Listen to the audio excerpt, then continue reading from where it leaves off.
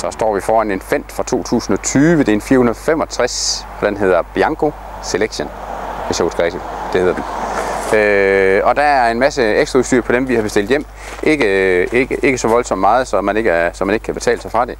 Den har, og nu skal jeg se, om jeg kan huske det, for jeg har ikke nogen steder, der står her, men den har det, der hedder en safety pakke, og safety pakken består i ATC, det består i duo-kontrol, og det består i sådan en lås til dækket hernede, eller ned til fælgen hernede.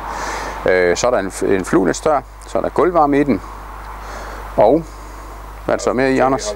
En tv-holder i, ja. Så den vægtforhøjet til 1700 kg. Vægtforhøjet til 1700 kg, det er rigtigt, ja. Og totalvægten kan man godt veje ned til 1500-1600 kg, eller hvad man nu vil have den til at stå på.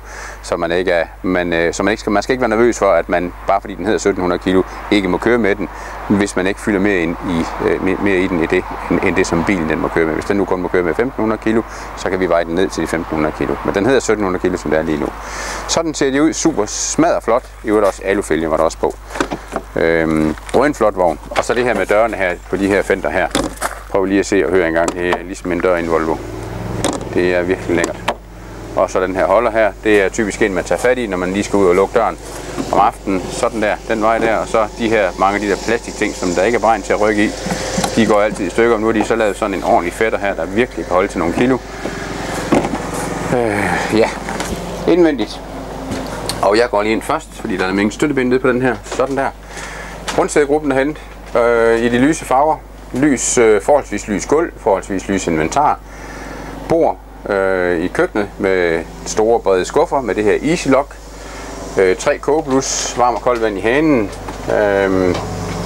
Ja, og det ser bare godt ud, den måde de har lavet det på. Masser af lækker lys ind i vognen. Jeg mener også, at den her den har en lyspakke, hvis jeg husker rigtigt. Er det korrekt, Anders? Det kan vi være lidt i tvivl om. Det er standard på den her. Er det standard på dem her? På Bianco'erne her? Ja, okay. Det store køleskab. Sådan. Masser af frostboks, masser af plads i både frostboks og i køleskab. Og så den smalle model her, hvor der er, og det er oppe i højden, og det er bare så super godt. Vi har den store dobbeltseng her også, med en lækker springmadras, og det er en rigtig lækker springmadras. Det skal man ikke lige huske at tænke på, at de ligger lige en fli højere, rent kvalitetsmæssigt, end de fleste andre, så har jeg ikke sagt for meget. Herude håndvasker ud her, det hele skinner som om det var nyt. Det er det jo så også. Flot belysning. Toilettet herude, der er ikke så meget at se derude, men der er stadigvæk udmærket plads, og så en brusebund derude også, hvis man senere vil have noget brus deri. Men sådan ser de nye ud. Dem skal I selv komme ind og så se og få en fornemmelse af og mærke den her kvalitet, der er i vognene. De er lige en fli dyrere end de fleste andre vogne. Det er ikke fordi det er særlig meget, synes jeg egentlig. Så set i forhold til, hvor meget man betaler for sådan en vogn, synes jeg, man får kolossalt meget faktisk. I er meget velkommen til at komme ind og selv og se dem.